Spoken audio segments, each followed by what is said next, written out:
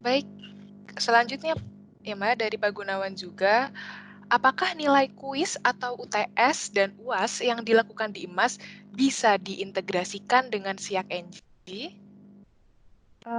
Belum bisa, karena di EMAS ini yang terintegrasi dengan SIAK NG itu hanya mata kuliah. Yang tadi yang di Open New Class, itu hanya kelasnya saja. Untuk kalau kayak integrasi ke nilai-nilai ke SIAK NG itu kita belum bisa, belum terintegrasi. Jadi hanya manual dulu Bapak Ibu dosen ke SIAK NG-nya. Itu Mbak Wulia. Baik Mbak, selanjutnya kita lanjut ke, ini lumayan banyak pertanyaan, sepertinya banyak yang tertarik dengan fitur-fitur emas. Kita lanjutkan pertanyaan dari Ibu Nandita.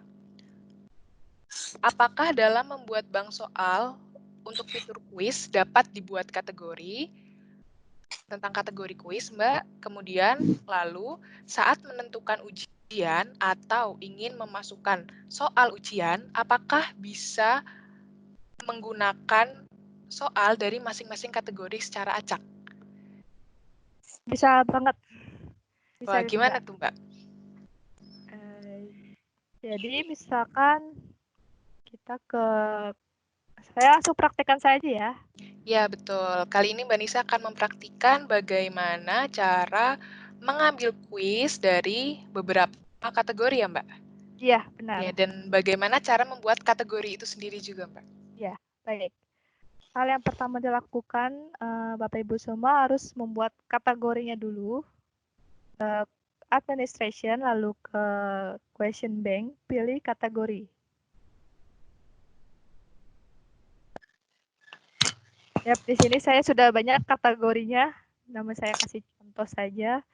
Misalkan saya membuat parent kategorinya, saya pilih yang ini bebas, Bapak Ibu mau buat di mana, saya pilih di top for kelas percobaan. Misalkan nama kategorinya, misalkan kuis, jangan kuis. Misalkan bab 1. Misalkan mata kuliah matematika. Misalkan bab 1 saja. Bab 1, kita add kategori. Jadi cara membuat kategori ini sudah berhasil terbuat.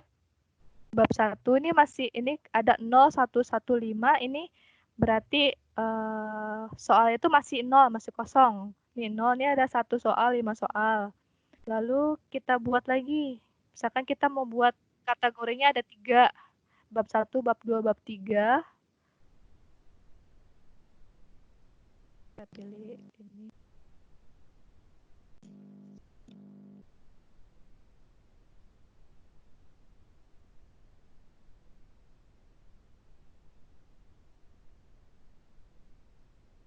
Oke, ini misalkan Bapak Ibu udah buat kategorinya nih. Misalkan ada 3 kategori, bab 1, bab 2, bab 3.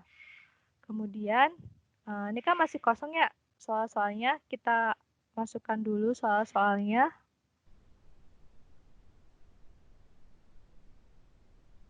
Saya ambil yang sudah ada saja. Kalau misalkan saya buat import lagi ya, sepertinya agak lama. Misalkan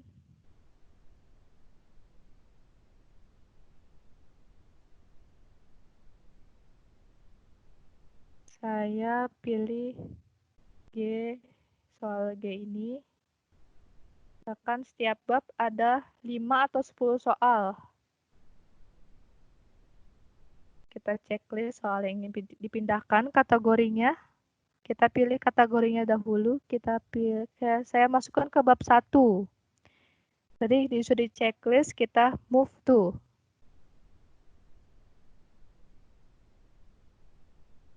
Nah, sudah berhasil. Di bab 1 sudah ada 10 soal. Lalu kita ke soal yang tadi lagi. Kita pindahkan.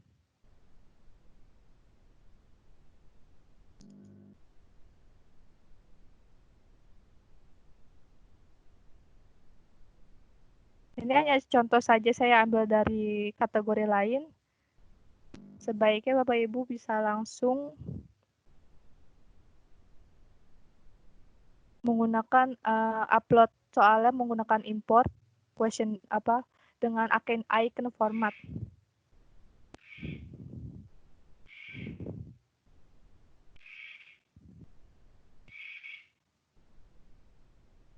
Ya, bab 2 juga sudah.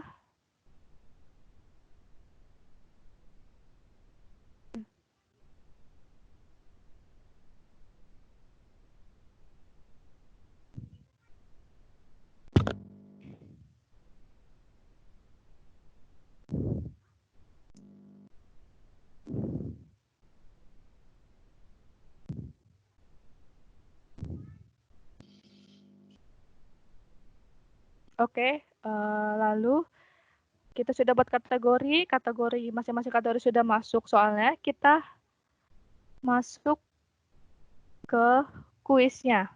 Misalkan kuisnya sudah terbuat ya Bapak Ibu, ini biar cepat saja.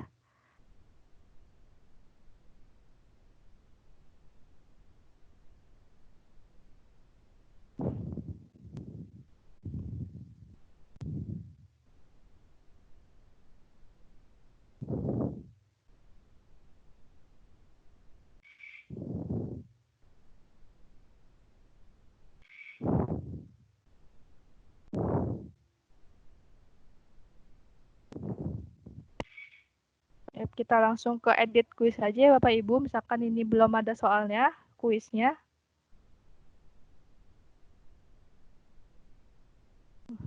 Sorry, maaf, saya buat dulu kuisnya saja.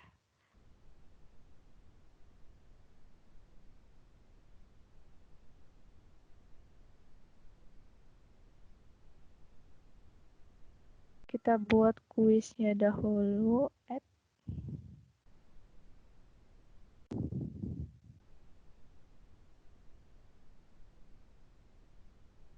Ya, yang lainnya kita kosongkan saja, kita langsung saja di save and display.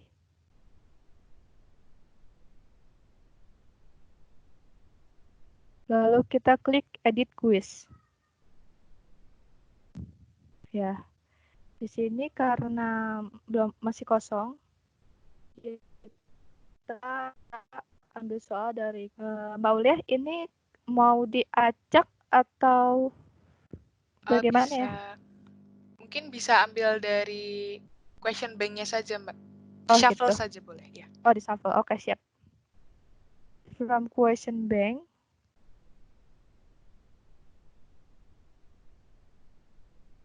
Yap. Tadi kita udah buat 3 kategori itu. Tadi Pak Gunawan ingin mengambil soal-soal dari bab 1, bab 2, bab 3. Kita klik bab 1. Lalu dari setiap bab itu hanya diambil 5 soal. Mungkin untuk contoh kali ini 1 soal saja tidak apa-apa, Mbak. Oh ya, oke. Baik. Kita pilih salah satu soalnya di checklist. Kemudian di add.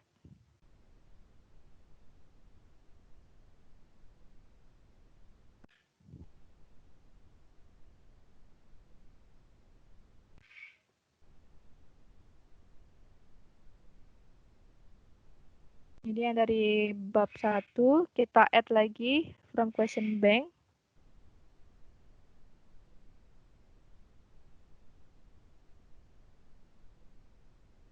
Pilih bab 2. Kita pilih salah satu soalnya.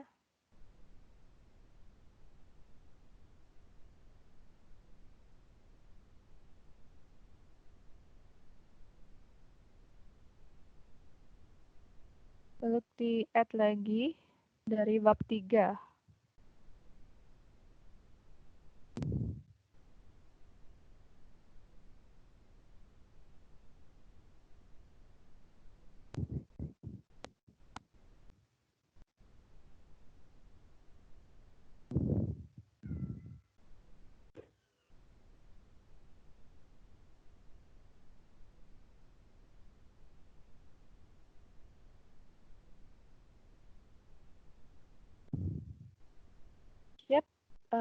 ini sudah tidak berhasil ya. Maaf agak lama, sepertinya koneksinya agak lemot Bapak Ibu.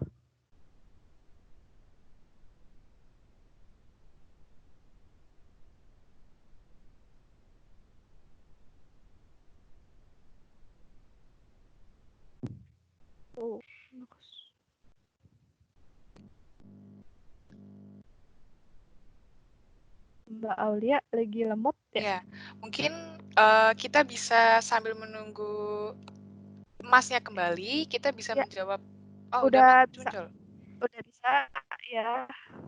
Ya di sini sudah ya seperti itu Pak Gunawan untuk memasukkan soal-soal ke kuisnya dari beberapa kategori seperti itu. Ya, itu tadi pertanyaan dari Ibu Nandita, Mbak. Boleh saya bertanya? Oh iya, boleh Ibu. Maaf, Ibu, ini dari Ibu siapa ya? Ibu Nanditanya. Saya Oh mau iya. tanya. Oh iya. Jadi Baik, yang Ibu. tanya sebetulnya, saya mengerti kalau bisa memasukkan secara fix dari tiap kategori. Cuma maksud saya misalnya dalam tiap kategori tadi ada 10 soal. Kemudian saya pengen memastikan di saat ujian dia dapat 5 soal dari kategori 1, 5 soal dari kategori 2, dan 5 soal dari kategori 3, misalnya gitu. Tapi acak. Jadi tiap anak tidak mendapatkan set yang sama gitu. Apakah itu bisa? Oh iya, itu bisa. Ini Ibu pilih add, lalu pilih a random question. Nah, misalkan tadi dari 10, setiap bab itu kan ada 10 soal, yang diambil itu hanya 5 soal kan ya Bu ya? Ibu pilih di number of random question-nya ini, pilih 5. Oh. 5, kemudian add random question. Semakin banyak soalnya, semakin kemungkinan si mahasiswa itu berbeda-beda dapat soalnya. Nah, jadi di sini akan terlihat seperti ini, Ibu Nandita. Ya. Sini random bab 1, jadi kan ada 5 nih. Kita see question. Sorry, salah. Ini kita pilih yang ini. Preview. Ini kan tadi dulu kita X, kita lihat lagi. Akan beda lagi. Karena total ada 10 yang diambil hanya 5 soal. Seperti itu, Bu. Caranya. Terima kasih. Iya, sama-sama Ibu. Terima kasih Mbak Nisa. Jadi bisa kalau untuk mengambil soal dari bank soal atau dari sebuah kategori secara acak, silakan menggunakan add, menggunakan random question. Iya, dan benar. tuliskan jumlah pertanyaan yang akan diambil dari masing-masing kategori. Begitu ya, Mbak? Iya, benar sekali. Jadi misalkan di setiap kategori itu ada 15 atau 10 soal, yang diambil hanya 5 soal. Itu hanya 5, jadi diacak. Yang mengacak itu sistemnya sendiri. Baik, terima kasih Mbak. Kita lanjut ke pertanyaan berikutnya ya. Pertanyaannya masih sama dari Ibu Nandita. Beliau menanyakan, saat melakukan grading soal esai, apakah dosen dapat memberikan feedback ke mahasiswa? Dan apakah feedback tersebut hanya dapat dibaca oleh mahasiswa yang bersangkutan saja saat grading soal esai? Oke, kita coba.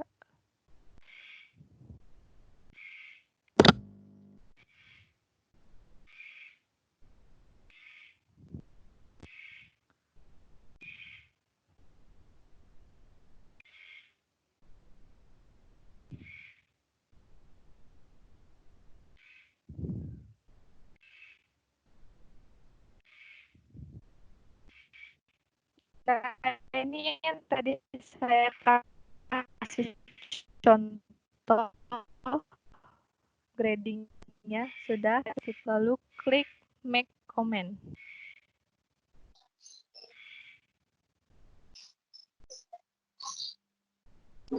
Yap. Bisa Ibu Nandita di sini komentar untuk mahasiswanya dan ini untuk nilainya.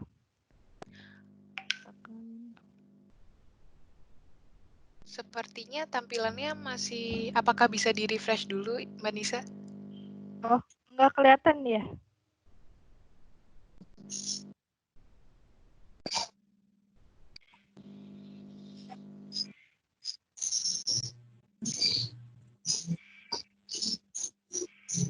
Kelihatan? Tidak? Ya, ini tampilannya masih tampilan grades. Oh, belum yang pas request grading buat essay belum ya? Belum.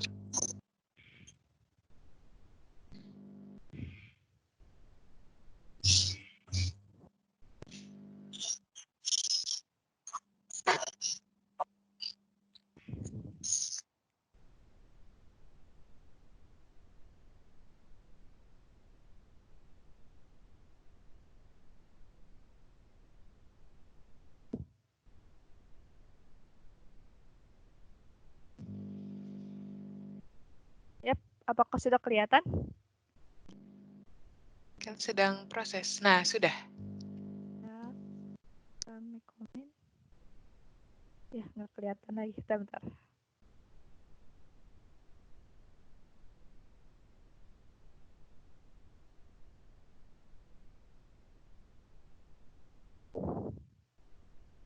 Yap, di sini udah kelihatan, Bauli ya? Sudah. Yap, di sini kita bisa memberi komentar untuk mahasiswanya. Kan kurang lengkap. Dan di sini bisa dinilai apakah 0 atau 1.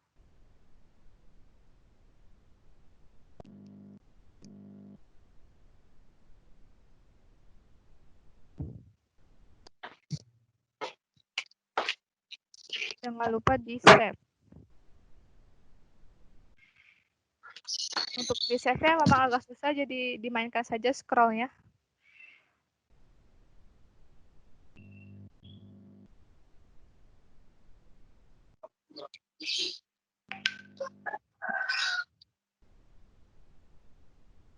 Dan jika save ini sudah berubah warna oranye, maka sudah berhasil jika diklik.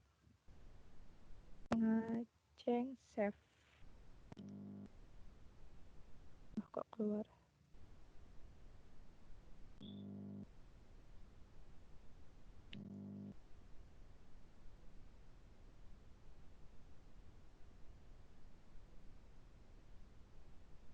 Yap, sini sudah berhasil. Untuk komentarnya ini coba kita review a time.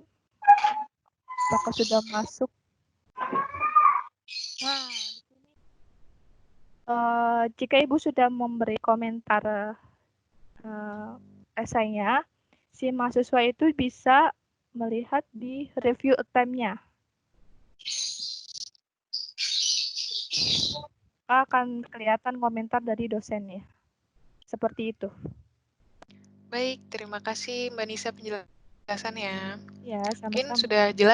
sudah jelas bagaimana cara memberikan komentar ke grading esai dari mahasiswa dan hanya bisa dilihat oleh mahasiswa itu sendiri ya Mbak. Baik, Ya. kita lanjut ke pertanyaan berikutnya, yaitu dari Ibu Nurul. Dear Mbak Nisa, mohon informasinya. Apakah untuk course completion benar cukup hanya checklist aktivitas saja bisa langsung naik persentasenya walaupun belum dilalui? Beberapa mata kuliah saya sudah selesai dari semester lalu, namun progresnya masih 80% saja. Beliau bertanya mengenai activity completion. Bagaimana, apakah jika mahasiswa sudah memberikan checklist di aktivitas yang dilalui, maka itu akan berpengaruh pada persentase dari penyelesaian kelasnya, Mbak, walaupun mahasiswa tersebut tidak melakukan kegiatannya.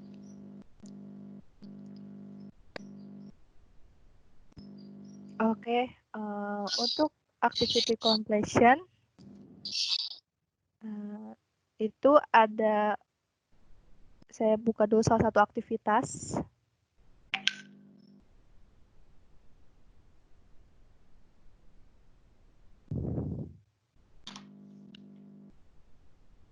Setiap aktivitas itu ada activity completion ya. Kita lihat activity completion ya. Nah, di sini di completion tracking itu ada 3. Don't indicate activity completion, atau student can manually mark, bisa checklist secara manual, atau bisa juga di checklist itu otomatis jika si mahasiswa sudah menyelesaikan aktivitas tersebut. Nah, jadi saya sarankan lebih baik Bapak Ibu setiap aktivitas completion tracking-nya itu pilih yang otomatis, show activity as complete. Terus pilih misalkan yang untuk kuis, pilih di checklist student must receive a grade to complete this activity. Jadi kalau misalkan sudah complete ininya aktivitasnya, baru si aktivitas kuis ini akan terchecklist otomatis. Seperti itu. Baik, Manisa. Jadi dosen bisa menggunakan beberapa pilihan ya, Mbak. Ada yang otomatis, ada yang manual. Apabila memang dosen menginginkan untuk pemeriksaan lebih ketat, misalkan, silakan menggunakan cek activity completion yang otomatis. Oke. Baik. Kemudian tadi pertanyaan yang kedua, beliau sudah ada kelas dari semester lalu, namun mengapa progresnya masih 80% saja ya? Itu kira-kira apa ya, Mbak, yang memengaruhi?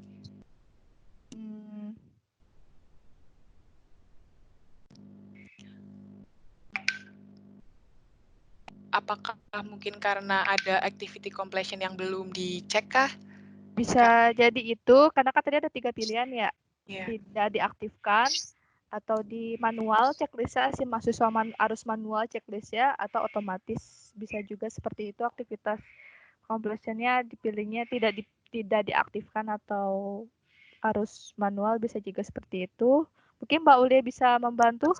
Oh iya, mungkin tadi saya simpulkan dari jawaban dari Mbak Nisa, kalau misalkan progres kelas sudah selesai di semester lalu namun masih 80%, bisa jadi ada manual activity completion yang belum dicek oleh ibu atau oleh mahasiswa di kelas masing-masing. Seperti itu ya, Mbak Nisa? Iya, namun kalau untuk activity label, itu untuk yang activity completion yang otomatis itu nggak ada. Itu default dari Masnya. Untuk yang lain, aktivitas lain ada, kecuali untuk label itu tidak ada untuk checklist otomatisnya. Oh, baik. Jadi untuk semua aktivitas bisa dibuat otomatis kecuali label. Iya, benar. Baik, kita lanjutkan ke pertanyaan selanjutnya ya, Mbak Nisa. Iya. Pertanyaan dari Bapak Heri. Saya mengunduh tugas mahasiswa sekaligus. Namun setelah di-unrare atau unzip, seringkali tidak dapat dibuka. Alasannya biasanya nama file terlalu panjang. Dan akhirnya saya buka atau unduh satu persatu tugas mahasiswa. Apakah ada solusi lain, Mbak? Oh, ini download assignment ya? Ya, jadi ketika Bapaknya mendownload assignment, seringkali ketika bentuknya di-download bentuknya RAR atau zip. Ketika Bapaknya ingin membuka file tersebut di unrar atau unzip, ada beberapa file yang tidak bisa terbuka karena namanya terlalu panjang, seperti itu. Akhirnya, Bapak tersebut mengunduh tugas satu persatu. Apakah ada solusi lain? Mungkin solusi yang pertama lebih baik, itu kan gagal karena nama filenya atau itu terlalu panjang ya. Mungkin Bapak Ibu bisa memberitahu mahasiswa diperpendek saja untuk nama filenya, disingkat-singkat saja. Jadi memudahkan Bapak Ibu semua untuk mendownload tuh yang solusi pertama. Untuk selebihnya mungkin Mbak Aulia, saya juga kurang tahu itu bagaimana tidak bisanya, karena saya lagi mencobanya untuk download submission, apakah bisa atau tidak. Baik, mungkin sekaligus menunggu hasil dari Mbak Nisa. Kalau tadi misalkan memang kendalanya ada di nama tugas yang terlalu panjang, mungkin Bapak atau Ibu dari awal penugasan bisa memberikan format nama file atau nama tugas yang pendek sesuai dengan format yang diberikan oleh Bapak atau Ibu. Mungkin seperti itu ya Mbak, supaya mencegah Iya. adanya error lagi. Benar. Baik, Oh, ini sembari saya sudah selesai download. Baik. Sebentar, saya sharing dulu ini ya. Bentar.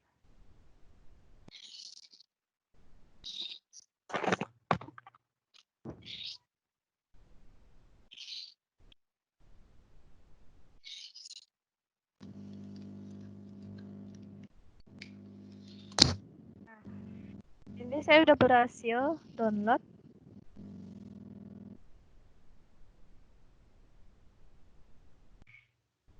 Hasil seperti ini. Mungkin kalau ini karena mahasiswanya juga dikit dan nama filenya juga. Apakah nama filenya panjang seperti ini juga atau tidak, Pak?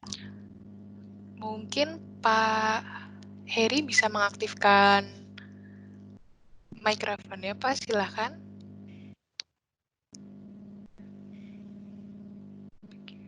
Pak Heri. Oke. Mungkin karena Pak Heri belum mengaktifkan mikrofonnya, kita bisa lanjut terlebih dahulu mungkin ya Mbak, Oke, ke baik. pertanyaan berikutnya. Intinya kalau namanya tidak kepanjangan, pasti bisa di-download.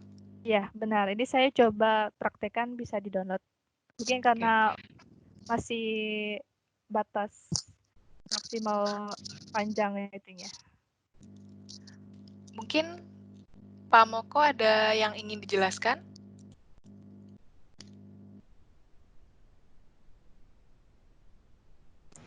Halo, selamat pagi Bapak dan Ibu. Suara saya kedengaran ya?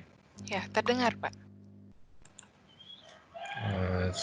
Saya mau menambahkan sedikit tentang nama file yang terlalu panjang tadi. Jadi nama yang terlalu panjang ini bisa dari berbagai sumber sepertinya. Jadi nama mata kuliahnya bisa panjang. Kalau tadi Bapak dan Ibu lihat di file yang di-download tadi ada info tentang nama kode mata kuliah, lalu ada nama assignment-nya, lalu ada nama si mahasiswanya kalau salah ya. Jadi memang bisa jadi panjang jika nanti misalkan nama mata kuliahnya panjang, nama assignment-nya, tempat pengumpulan tugasnya panjang juga, nah itu bisa berpengaruh gitu. Jadi memang dibuat kalau bisa kita perpendek, kita buat perpendek aja. Misalkan nama assignment-nya kita pendekkan, terus nama tugasnya kita pendekkan, itu mungkin bisa membantu juga untuk mencegah gangguan tadi. Terima kasih. Baik, terima kasih Pak Moko atas tambahan jawabannya. Kemudian kita lanjut ya Mbak Nisa ke pertanyaan dari Ibu Praswasti. Ada 2 pertanyaan Mbak. Pertanyaan pertama, berapa batas kapasitas maksimal bisa mengunggah video di emas? Oh, berarti berapa kapasitas maksimal video yang bisa diunggah di emas? Dan dilanjutkan lagi Mbak dengan pertanyaan kedua, apakah memungkinkan tugas video dari mahasiswa diunggah ke emas, khususnya dalam suasana PJJ ini, misalkan proyek akhir di kuliah MPKTA? Silakan, Mbak Nisa. Baik. Untuk di emas sendiri, di sini kita bisa lihat di edit setting itu ada file and uploads. Ini bisa dipilih maksimumnya angka 100. Namun di sini di emas dibatasi hanya site upload limit 2 GB. Di sini bisa dipilih dulu Bapak Ibu. Pilihnya 2 GB. Namun kalau saya sarankan supaya emas ini tidak penuh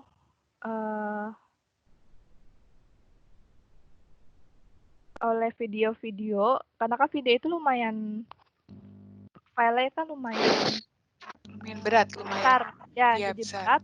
Kami sarankan semua video itu yang akan diupload ke Emas itu diupload ke YouTube. Mahasiswanya upload ke YouTube dahulu, lalu pas di YouTube pas upload di YouTube itu pilih unlisted. Jadi tidak sembarang orang bisa melihat video tersebut, hanya di share link saja. Jadi jika sudah diupload ke YouTube lalu di embed di Emasnya. Jadi mahasiswa hanya kopas link YouTube-nya saja di Emas gitu. Kami sarankan seperti itu. Baik, mungkin tambahan lainnya adalah bisa juga diupload ke Microsoft Stream. Nah, dari Stream itu nanti linknya bisa di-share ke kelas yang ada di Emas, ataupun kalau Mbak Aulia, mahasiswa... suaranya Ya, halo? diulang lagi. Tadi Oke. agak suaranya putus-putus.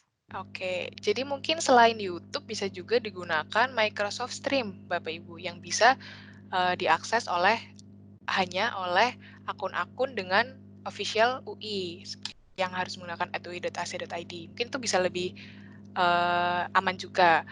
Jadi Ya, nanti linknya bisa juga di-embed di kelas Mas, ataupun mahasiswa juga bisa memberikan linknya ke Bapak Ibu dosen untuk dinilai. Begitu ya Mbak Nisa? Iya, benar. Supaya emasnya juga tidak berat. Betul. Jadi bisa dari YouTube ataupun bisa dari Microsoft Stream. Ya. Baik, kita lanjut ya Mbak Nisa ke pertanyaan dari Ibu Riri. Ibu Riri dari Visip Sosiologi. Untuk kuis, ketika disetting ke restricted access untuk tanggal dan jam, apakah mahasiswa tetap bisa melihat judul kegiatan, tetapi tidak bisa akses kuis sebelum tanggal atau jam tersebut? Atau mahasiswa tidak bisa lihat sama sekali? Oh, jadi untuk tadi restricted access tanggal dan jam, Mbak, apakah mahasiswa tetap bisa melihat judul kegiatan tersebut atau judul kuis tersebut di kelasnya? Oke, baik. Jadi kuisnya itu udah diatur timingnya juga kuisnya, tapi di restrict access juga sama dosennya ya. Iya, betul. Kalau restrict access itu biasanya ini date doang ya, Mbak Aulia? Ini ada tanggal dan jam. Di restrict access-nya. Mungkin Start saya bisa, coba ya, dulu. bisa direct. Ya. Di yang date.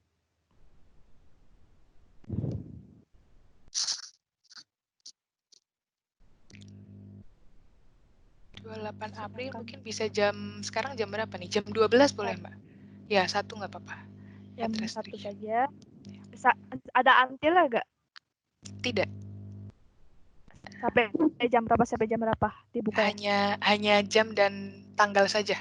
Jam mulai dan tanggal mulai.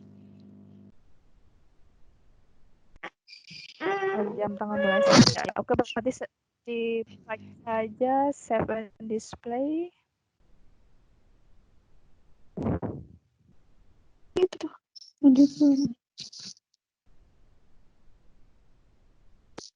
Nah, di sini tampilannya akan seperti ini jika di restrict access date-nya. Jadi sebelum hari ini dibukanya sebelum jam 1, mahasiswa tidak bisa mengklik kuisnya. Saya coba sebagai student ya, di switch role to. Saya coba sebagai student.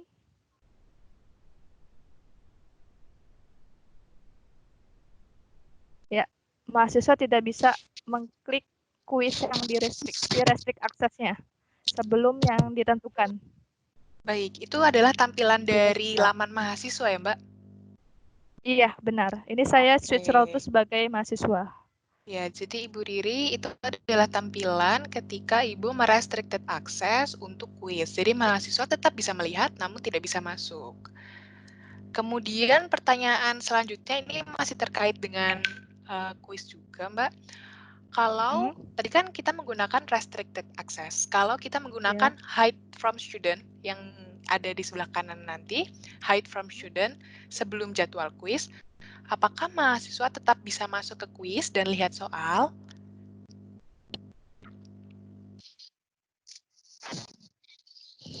Bisa diulang, Mbak Ulia, tadi putus-putus.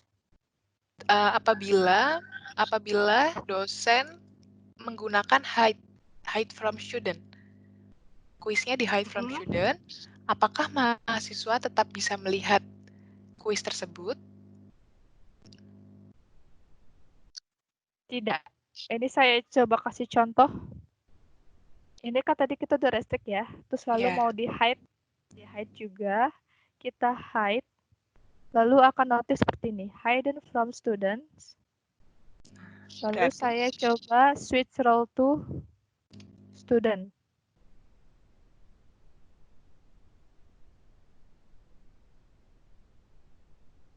Dan kuisnya hilang karena tadi di hide. Hanya yang bisa lihatnya hanya non-editing teacher dan teachernya saja. Oh, berarti student tidak bisa melihat ya, Pak? Ya, Mbak.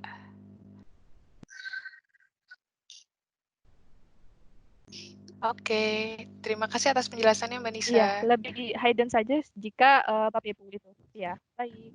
Namun ketika mau ujian harus di-unhide ya, Mbak? Karena itu tidak... Oh iya. Nanti kalau misalkan itu tidak otomatis akan terbuka. Harus di-unhide dulu oleh dosen ya. Baik, terima kasih Mbak Nisa atas jawabannya. Mbak, waktu sudah menunjukkan pukul 10.32, namun masih ada beberapa pertanyaan yang belum terjawab.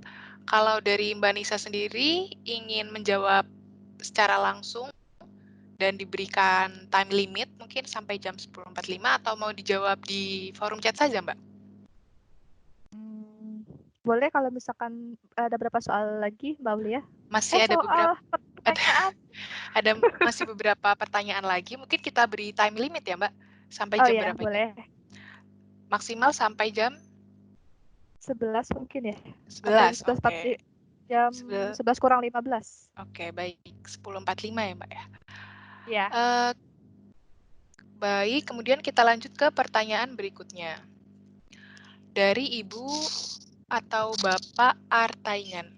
Enrollment key di user, tadi enrollment key ketika Mbak Nisa menjelaskan di awal itu, apakah berbeda dengan enrollment key ketika membuka kelas baru? Itu sebenarnya sama, cuman kadang-kadang setiap dosen kan suka lupa ya untuk mengisi enrollment key. Hanya checklist saja langsung di save.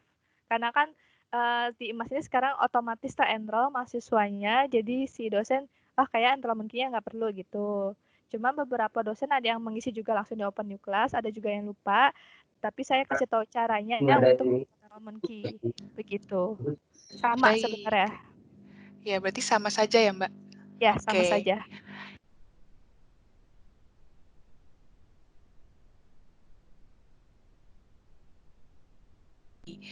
Bila dari prodi kami, staf belum banyak membuat modul yang menggunakan emas sebagai awal, apabila saya sebagai staf pengajar mewakili prodi mau memasukkan video kuliah milik para staf lain dari berbagai macam modul untuk dapat dilihat semua murid tanpa ada restriksi waktu, asalkan murid masih memiliki SSO, apa mungkinkan?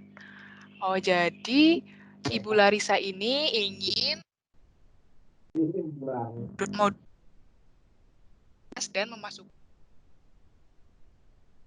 Mbak Aulia, maaf putus-putus suaranya. Mbak, jadi pertanyaannya, apabila Ibu Larissa ingin memasukkan video kuliah ke suatu kelas emas dari berbagai macam kelas, apakah masih tetap bisa dilihat semua mahasiswa tanpa ada restriksi?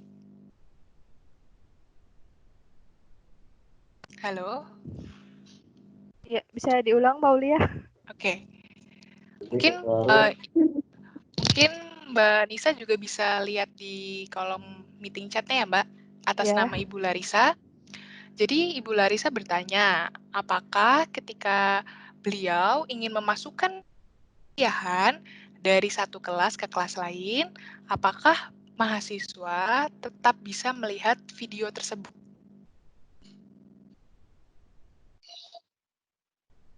harus masuk mahasiswa harus masuk di kelas tersebut juga. Betul. Jadi hanya bisa diakses oleh mahasiswa yang ada di kelas itu ya, Mbak? Iya, benar. Jadi kalau misalkan dari kelas lain ingin melihat video di kelas tersebut, itu harus enroll, harus masuk dulu di kelas tersebut. Tidak bisa terpisah-pisah gitu, harus masuk di kelas tersebut. Jadinya harus enroll dahulu. Baik, terima kasih atas jawabannya. Mungkin dari Ibu Larissa, apakah ada apabila ada feedback tambahan atau ingin mengaktifkan mikrofon, silakan Bu di kolom meeting chat. Kita lanjutkan lagi. Ya, saya Larissa. Untuk Bapak Ibu yang masih mengaktifkan mikrofon, mohon dimatikan terlebih dahulu ya, jangan dinyalakan kembali ketika saya sudah matikan. Baik, dari pertanyaan Ibu Siti tadi menanyakan membuat konten, tadi sudah dijelaskan ya Ibu Siti bagaimana cara membuat konten kuis. Mohon maaf Mbak, maksudnya tuh, ya? sorry. Ya itu kan kalau saya lihat tuh ada yang harus apakah di input satu-satu, apakah ntar model yang apa sih icon, terus apa itu saya bingung milihnya yang mana ya. Kalau pilih pas di add, bukan ya, itu waktu create quiz di bagian mana itu saya baca filenya itu kan kita bisa impor ya. Oh. Nah itu kan ada pilihan tuh Mbak, ada icon format, ada itu apa yang bawahnya blackboard, apalagi. Nah itu bagaimana Mbak milihnya atau seharusnya seperti apa? Atau suggestionnya yang mana yang paling mudah gitu? Kasih. Ya, sama-sama Ibu Siti. Mungkin dari Mbak Nisa bisa menjawab. Oke, jadi Ibu Siti ingin import soal ya? Ya, betul bagian itunya Mbak. Oke, baik. Ibu pas ingin mengimport, Ibu pilih file formatnya itu icon format. Ini jika Ibu mau upload soal dalam bentuk .txt icon format. Jadi bisa pilih icon format ya Mbak ya? Iya, benar. Ya Ibu, jadi nanti Ibu pilih icon format, kemudian import filenya yang sudah sesuai dengan icon formatnya ya Mbak? Iya, icon format yang sesuai dengan Moodle-nya. Oke, berarti sarannya memang kita pakai yang itu ya Mbak? Iya, pilih formatnya yang icon format. Nah, nanti filenya itu dibuat di Notepad dan disimpan dalam bentuk .txt. Oke, kasih. Iya, sama-sama Ibu. Nanti mungkin di akhir akan saya tunjukkan kemana harus melihat format TXT itu. Iya, karena ada sebenarnya tutorialnya. Formatnya sudah Mbak di kelas Mas Dasar untuk dosen.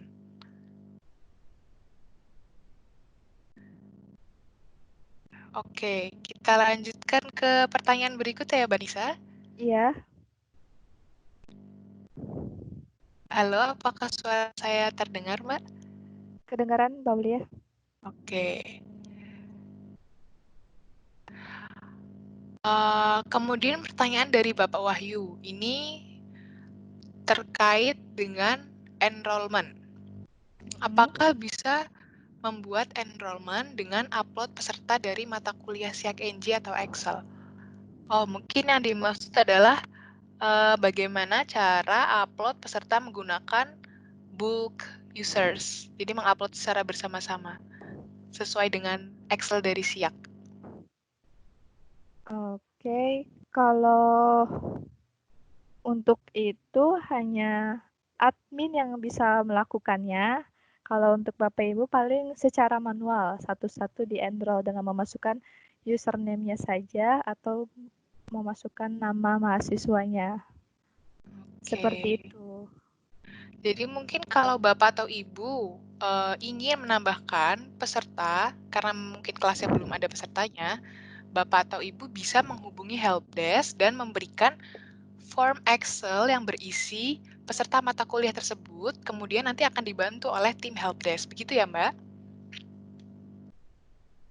Ya, benar. Dengan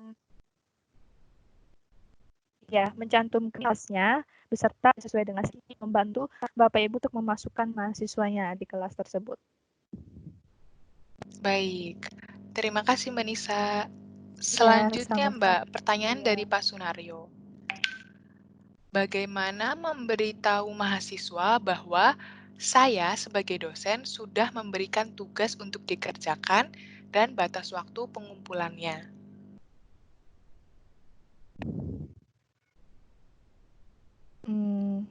Jadi udah membuat assignment-nya, lalu ingin menginfokan ke mahasiswanya ya, begitukah? Iya, betul. Bagaimana cara dosen memberitahu mahasiswa bahwa sudah ada tugas, silakan dikerjakan, dan berikut dengan batas waktu pengumpulannya. Bisa dengan cara di grup WhatsApp, Pak. Soalnya kalau untuk di emas ini belum ada untuk memberitahu ada notif ke mahasiswanya dikasih tahu ini atau enggak bisa juga sorry saya lupa, di my page ini tadi kan ada di timeline-nya. Nah, di sini bisa kelihatan quiz, assignment, bisa kelihatan di timeline-nya. Ini karena saya course-nya cuma ada satu, jadi cuma kelihatan hanya 2 aktivitas saja. Seperti itu Mbak Aulia. Atau enggak bisa Oh iya. tergantung dengan dosennya ingin memberitahu by WhatsApp atau ya tergantung dari dosennya ingin memberitahunya seperti apa. Atau bisa lihat di timeline di course overview.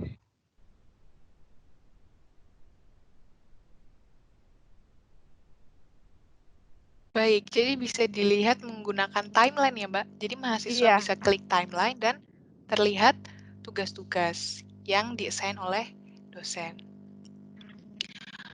Mbak Nisa, mungkin ini satu pertanyaan terakhir Mbak. Setelah itu nanti kita akan jawab pertanyaan dalam meeting chat. Ini pertanyaan terakhir.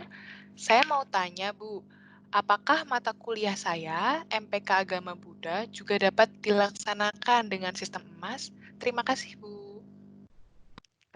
Bisa jika mata kuliah tersebut sudah didaftarkan ke SIAK NG dan dicantumkan akun username Bapak di SIAK NG-nya. Jadi jika sudah terdaftar di SIAK NG dan sudah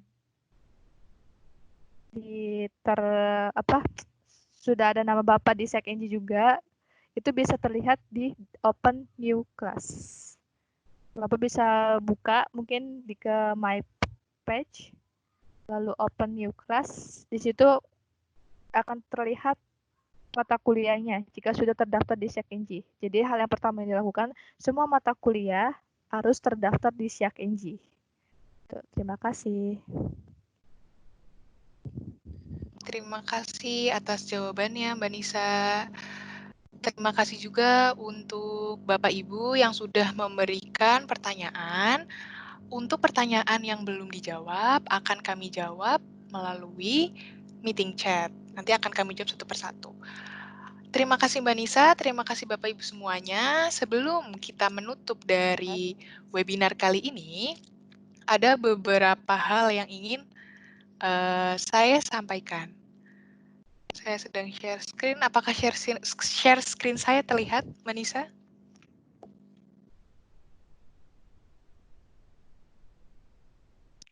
Oke.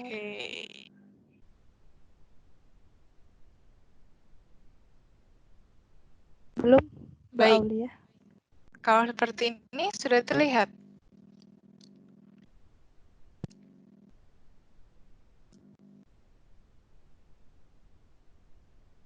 Yep, lagi loading.